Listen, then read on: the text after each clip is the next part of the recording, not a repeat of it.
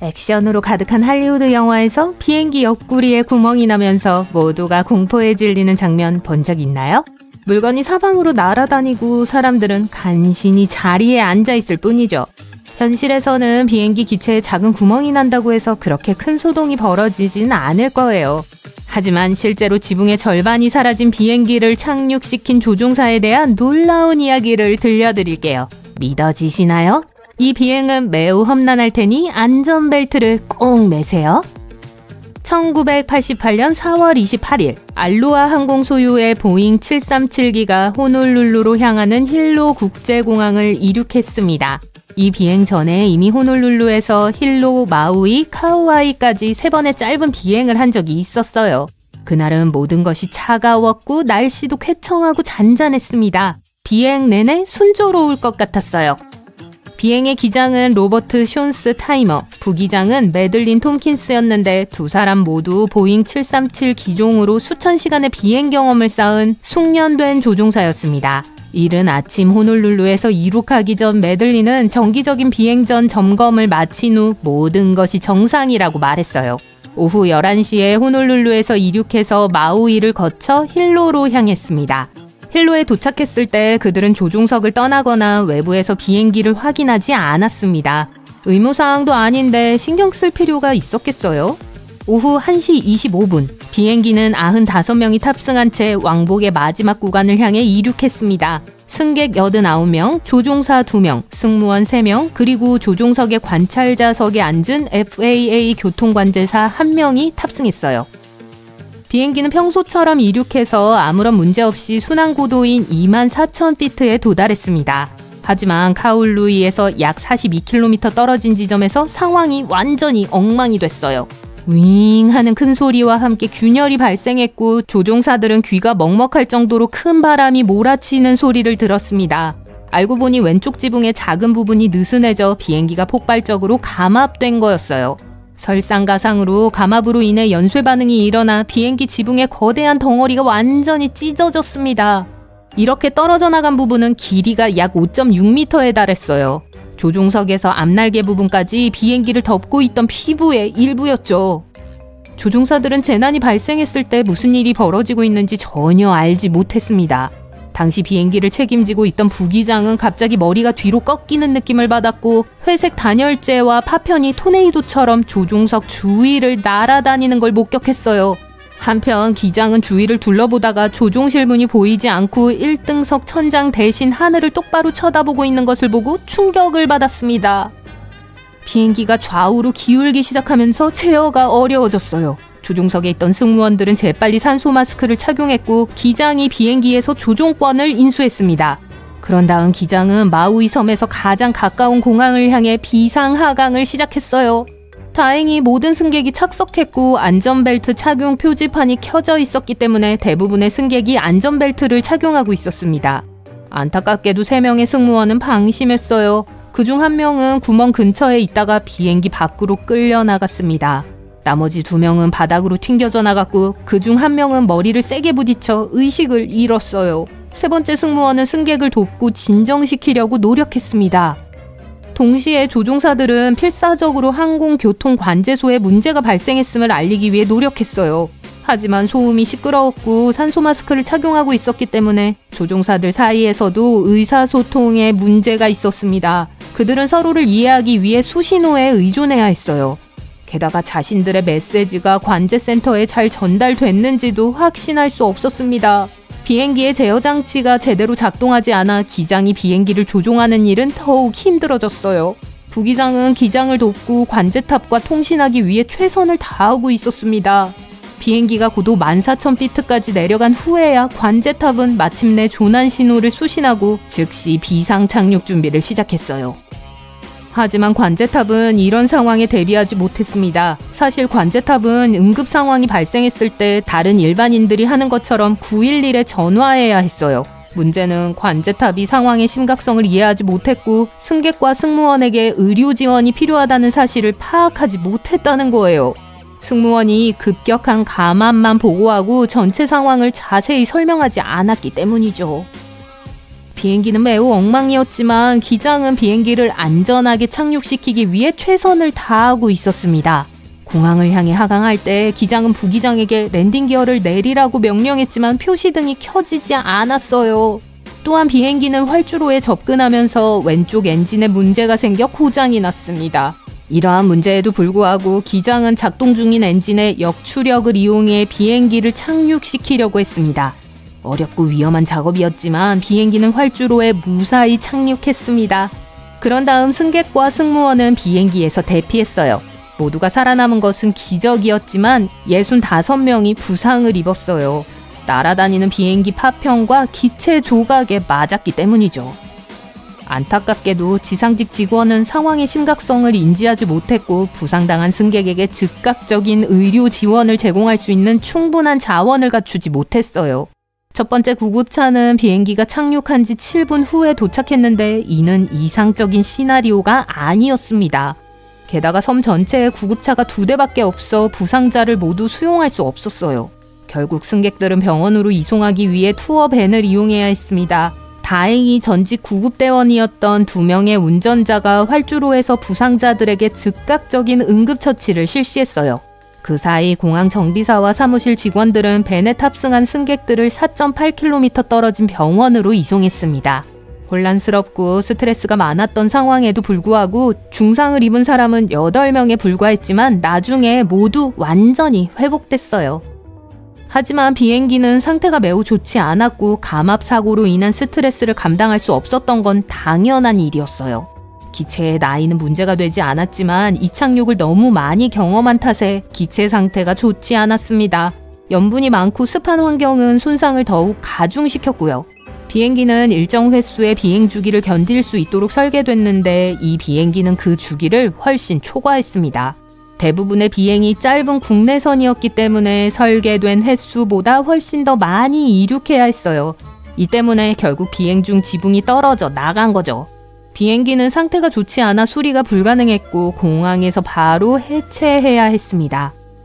흥미로운 점은 사고 후 인터뷰에서 한 승객이 탑승하는 동안 비행기 동체에 균열이 있는 것을 발견했다고 회상했다는 거예요. 그녀는 대수롭지 않다고 생각해서 승무원에게 말하지 않았고 승무원들은 이 일을 확인하지 못했습니다. 요즘에는 이러한 유형의 사고가 매우 드물다는 점을 기억하는 게 중요합니다. 주요 항공사와 공항에서는 안전을 보장하기 위해 수많은 조치를 취하고 있고 하버드 대학교에 따르면 비행기 사고를 당할 확률은 120만 분의 1 정도라고 해요. 아주 낮은 비율인데요. 여러분은 어떨지 모르겠지만 저는 이 수치가 매우 위안이 돼요.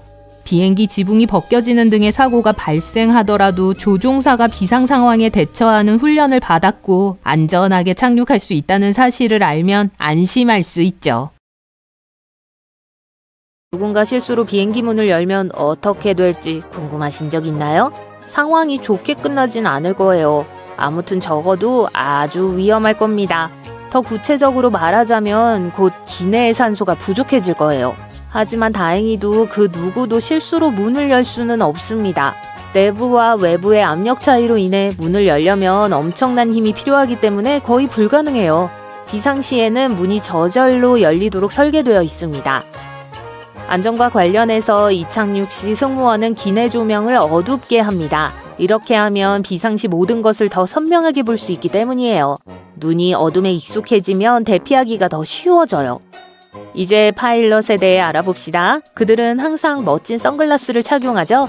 하지만 그 목적이 더 멋지게 보이기 위한 건 아니에요. 선글라스는 눈을 보호하는 데 사용돼요. 조종사는 비행을 하는 내내 시력을 관리해야 해요. 하지만 문제는 조종사에게 시력 관리가 쉬운 일이 아니라는 거예요. 태양이 방출하는 유해한 태양 복사는 지구 대기에 의해 걸러지기 때문에 대부분의 시간을 지상에서 보낸다면 햇빛이 눈에 크게 해롭지 않습니다. 하지만 하늘 위는 달라요. 공기가 적고 밝기가 훨씬 더 높습니다. 고도가 305m 높아질 때마다 태양 복사열은 약 5% 더 강해져요. 평균적으로 항공기는 1700m 고도에서 비행합니다. 자외선 복사량이 지상보다 175% 더 많다는 이야기죠. 이는 사람의 시력에 매우 해롭습니다. 조종사는 공중에서 보내는 시간이 길기 때문에 다양한 눈 질환에 취약할 수밖에 없어요. 그리고 눈 문제가 생기면 조종사 경력을 잃을 수도 있습니다. 따라서 선글라스를 착용하는 건 매우 중요한 일이고 선글라스는 최고의 품질이어야 합니다. 햇빛의 영향을 최소화하고 자외선을 차단해서 눈을 100% 보호할 수 있어야 해요. 또한 편광은 조종석 디스플레이의 인식을 방해할 수 있으므로 없어야 해요. 선글라스는 최상의 선명도를 제공하고 눈의 피로를 줄여주며 색상 변형을 최소화해서 조종사가 선글라스를 착용하지 않은 상태와 똑같이 볼 수 있어야 해요. 비행기를 더 안전하게 만들 수 있는 방법은 정말 많아요. 예를 들어 모든 승객이 구조될 수 있도록 비상탈출용 좌석을 설치할 수도 있죠. 하지만 실제로는 생각보다 훨씬 더 어렵습니다. 이젝터 시트가 있다면 모든 승객이 좌석에서 떨어지지 않도록 안전띠를 메고 좌석에 묶여 있어야 하니 여행이 매우 달라질 거예요. 그리고 비행 내내 산소 마스크를 착용해야 해요. 언제든 응급 상황이 발생할 수 있잖아요. 낙하 자체가 신체에 큰 부담을 줍니다. 신체적으로 준비가 되어 있는 전투기 조종사도 자칫 심각한 부상을 입을 수 있어요. 당연히 일반들에게는 이 과정이 안전하지 않을 거고요. 따라서 이젝션 시트는 멋지게 들리지만 실용적이지 않고 실제로는 매우 위험해요. 적어도 승객 한 명당 낙하산이 하나씩은 있겠죠. 하지만 이것도 별로 유용하지 않을 거예요. 낙하산이 많은 생명을 구할 수 있는 것처럼 들리긴 하는데요. 첫째, 낙하산은 효율적이지 않습니다. 비싸기도 하고 무거워요. 그래서 비행기에 낙하산이 있으면 비행하는 동안 더 많은 연료를 소모해야 해요. 낙하산이 사람들의 안전에 실질적인 변화를 가져올 수 있다면 그만한 가치가 있을 거예요. 하지만 그럴 수는 없습니다. 상업용 비행기는 특히 수백 명이 탑승한 상태에서 안전하게 뛰어내릴 수 있도록 설계되지 않았어요. 다음으로 승객들은 낙하산을 사용하도록 훈련받지 않았습니다. 비상 상황이 발생해서 비행기가 추락하고 200명의 사람들이 난생 처음 낙하산에 대처하고 있다고 상상해보세요. 완전히 엉망이 될 거예요. 마지막으로 비행기가 비행하는 높은 고도에서 뛰어내리는 건 안전하지 않아요. 따라서 산소 마스크, 구명조끼, 보트가 최고의 인명 구조 장비이고 모든 비행기에 구명 장비가 있습니다. 날개 아래에 있는 거대한 엔진을 아시나요? 네, 보세요. 전혀 안전해 보이지 않아요. 새들이 빨려 들어갈 수 있고 실제로 그런 일이 일어나기도 해요. 적어도 회전하는 부분 앞에 새가 들어가지 못하도록 창살을 설치하면 될 텐데 말이죠.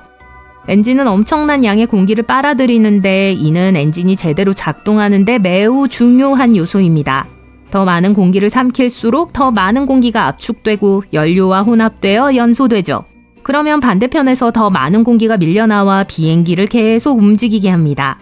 앞쪽에 덮개는 장벽이 되어 엔진이 제대로 작동하는 데 중요한 공기 유입을 크게 줄여 승객을 위험에 빠뜨릴 수 있어요. 하지만 너무 긴장하지 마세요. 새는 비행기보다 훨씬 낮게 날거든요. 따라서 새들은 비행이 시작될 때 비행기가 고도를 높이는 동안 그리고 비행기가 착륙하는 마지막 몇 분 동안만 위험에 처할 뿐이에요. 따라서 새를 끌어들이는 경우는 거의 없고 그렇게 돼도 엔진이나 승객의 안전에 위협이 되지 않습니다. 비행기는 자동차처럼 기어를 변속하지 않기 때문에 엄밀히 말하면 후진할 수 없어요. 왜냐하면 비행기는 후진할 필요가 없으니까요. 그냥 돌아서서 반대 방향으로 움직이면 되잖아요. 비행기가 뒤로 이동해야 하는 유일한 경우는 게이트에 도착해야 할 때뿐이에요. 이럴 때 도움이 되는 것이 바로 푸시백 트랙터입니다. 푸시백 트랙터는 비행기에 연결해서 필요한 방향으로 이동할 수 있는 소형 차량이에요. 다음에 비행할 때 조심하세요. 그런데 기술적으로 말하자면 비행기는 엔진이 공기를 뒤로 밀어내지 않고 앞으로 밀기 시작하면 뒤로 갈 수 있습니다. 하지만 이건 주변의 모든 사람들에게 매우 위험해요. 엔진이 후진하는 극히 드문 경우 중 하나는 착륙 시 비행기의 속도를 늦추기 위한 것입니다. 외부에는 조종사가 유도로를 더 잘 탐색할 수 있도록 도와주는 카메라가 있어요. 까다로운 기동 중에 특히 유용하게 사용되죠. 그런데 비행기 객실에도 카메라가 있다는 사실 알고 계셨나요? 화장실에는 없으니까 안심하셔도 돼요. 하지만 기내에는 보안상의 이유로 승무원이 자신의 좌석에서 보이지 않는 부분을 확인하기 위해 카메라를 모니터링해요. 물론 승무원은 기내에 걸어 다니는 것만으로도 모든 것을 확인할 수 있고 실제로 대부분의 경우 그렇게 하고 있어요. 따라서 카메라는 비행 중 가장 위험한 단계인 이착륙 때 승무원을 포함한 모든 사람이 앉아야 하는 상황에서 주로 사용됩니다. 이 시기는 모든 전자기기의 전원을 끄거나 비행기 모드로 전환하고 큰 전자기기는 멀리 보관해야 하는 등 특히 엄격한 규칙이 적용되는 단계예요. 창문 블라인드는 올리고 테이블은 접어야 합니다. 좌석은 똑바로 세워야 하며 안전벨트를 매는 등의 조치를 취해야 해요. 이는 모든 안전과 비상시의 신속한 대피를 위한 거예요. 이제 이러한 규칙들에 대해 알아볼까요? 전자기기의 비행기 모드는 기기가 전송하는 신호가 비행기의 전자 시스템을 간섭하지 않도록 하는데 중요합니다. 간섭이 발생하면 조종사가 지시를 받는 데 필요한 무전기의 주파수를 차단하게 돼요. 휴대폰과 스피커가 가까이 있을 때 휴대폰이 울리기 직전에 스피커에서 나는 딸깍거리는 소리를 기억하시나요? 이 소리는 조종사가 항공교통관제센터와 교신할 때 들을 수 있는 소리입니다.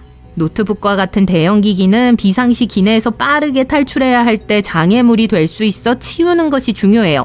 모든 통로는 가능한 한 깨끗해야 하므로 모든 짐을 정리하고 좌석을 곧게 펴고 테이블을 접어야 합니다. 다른 사람의 길을 막는 건 아무것도 없어야 합니다. 마지막으로 창문의 블라인드를 이야기해 볼게요. 기내 조명도 역시 꺼지는데요. 이 두 가지는 눈이 항공기 외부의 자연광에 익숙해지도록 하기 위한 거예요. 밤이 되어 비상 상황이 발생하고 켜져 있던 조명이 갑자기 꺼진다고 상상해 보세요. 사람들은 최대한 빨리 대피해야 하지만 눈이 아직 어둠에 적응하지 못해 아무것도 보이지 않습니다.